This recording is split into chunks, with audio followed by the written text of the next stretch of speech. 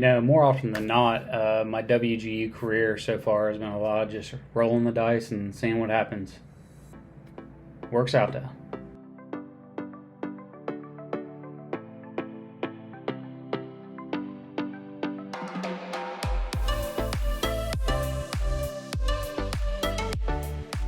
D076 Finance Skills for Managers. I started this course about 2 weeks ago.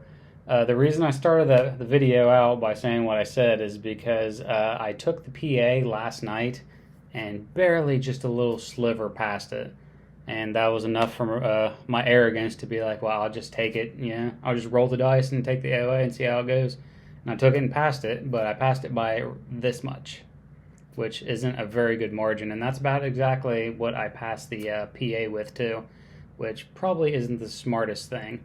But here at WGU, if you're going to accelerate, you got to roll the dice a little bit. So that's what I did. Now, this course kind of falls under the same umbrella of like financial accounting and principles of managerial, and I can't remember, D196 is what it was. But it falls under that umbrella in the aspect of there is just a ton of information that you have to absorb.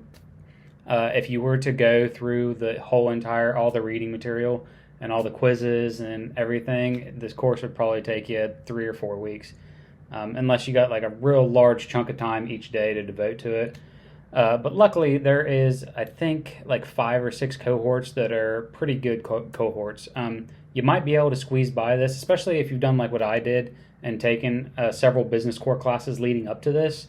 You can probably get away with this course with just watching the cohorts and then taking the PA and seeing where you need to improve at or study a little bit more. Now, it's actually a good point is like if you have taken several business core at WGU specifically classes leading up to this, it probably would help you out a lot. Like all of them kind of build off of each other. So, there would be a little bit of what you learned in financial managerial accounting in this course, and then a little bit of like maybe financial accounting in another course and managing in a global business environment. Like they all kind of like have sprinklings of each other in all of these.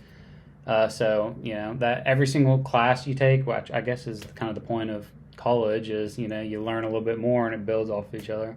But anyway, so I'm just saying, like, if this is the first class that you're taking out of like your business core classes, it might take you a little bit longer as opposed to somebody who's taken like 5 or 6 other business core classes. Now, there is an Excel portion in this class, and it's just the same as a lot of other classes. It's the exact same in the PA as it is in the OA. And now I've said this before, and I'm going to say it again. Make sure that you have that down pat, because like I showed you my score, if I would have failed the Excel portion, I wouldn't have passed this OA. But I mean, it's always the exact same. So if you just memorize how it's done, it's basically just free points. So always make sure that you get the Excel portion down exactly the way it needs to be done. And this one, it's pretty easy. It's pretty simple stuff. You're only doing the future value and present value functions. Well, there's 2 parts where you got to do IRR and net present value, but those are really easy.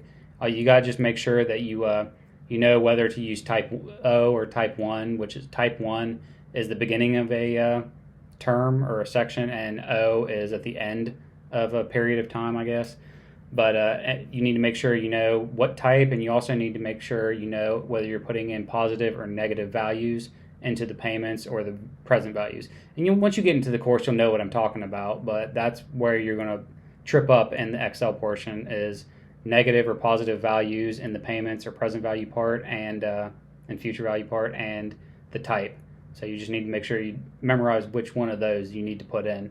But the rest of it's very, very simple. I mean, you can study for 30 minutes and know exactly how to do the Excel portion. All right, so when you hop into these cohorts and you get to the part where it's talking about ratios, you're going to be like, holy crap, there is absolutely no way that I'm going to be able to memorize all these ratios, because they give you a laundry list of them. But I'm here to reassure you and tell you that you do not need to memorize all of the ratios. You kind of just need, like, they aren't going to ask you in the OA to do any math whatsoever, or very, very, very little. I think I remember one question where I thought I had to do a little bit of math. But anyway, so when you get to that part of the cohorts or the text, and it's telling you all the different ratios, you don't need to memorize them, but you do need to kind of understand them, if that makes sense.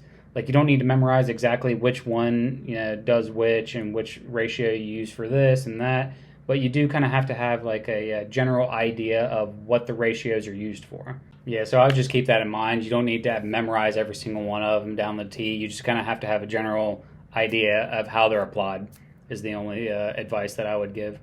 But I mean, yeah, so I watched those like 4 or 5 cohorts. I took the PA. There is no PA or no cohort specifically to the Excel portion, so you are going to have to dive into the textbook a little bit to learn the Excel portion, but you can learn it pretty quick.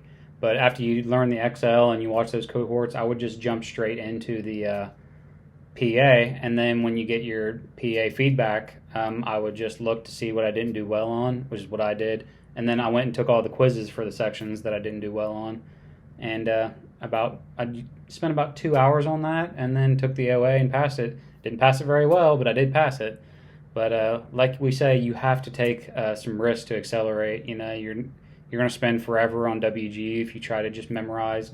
There's no grades, so you might as well just roll the dice a little bit. The worst that's going to happen is you're going to fail it once. They're going to give you a retake plan, and then you just got to buckle down and study as hard as you can to pass it. But you might as well roll the dice, and that's what I do. That's all I really have. It's not too bad of a course. It probably took me a little longer than it should have, but I just had some stuff going on the last couple weeks. So I realized, by the way, that I have like 5 weeks left in my term, but I have AT for the military coming up, which is, for people who don't know, it's annual training. It's 2 weeks that you're gone, and I want to finish my next term. I want my next term to be my very last one, and so I have like a game plan of exactly how many classes I need to complete this term in order to feel comfortable with how many classes I have left next term. And I didn't factor in me not being able to do school for 2 weeks. So it's crunch time. I'm going to try to do as many courses as I can in like the next 3 weeks. And hopefully I can come close to the mark to where I can feel comfortable. I think the way I have it planned out is I would have like 13 or 14 courses left for my next term, which is very manageable. But in order to do that, I need to complete like, I think 4 or 5 more classes this term, and I have 5 weeks minus 2 weeks. So I have like, 20 some days. So hopefully I can I can do one of those classes while I'm gone, which is a PA class, but I'm not going to be able to take any OAs. So I have like 3 weeks to do like 4 classes, I think. So we'll see how it goes. But that's all I have, and next one I'm hopping into is Principle of Economics. So hopefully I'm back soon and I can let you guys know how that went. See ya.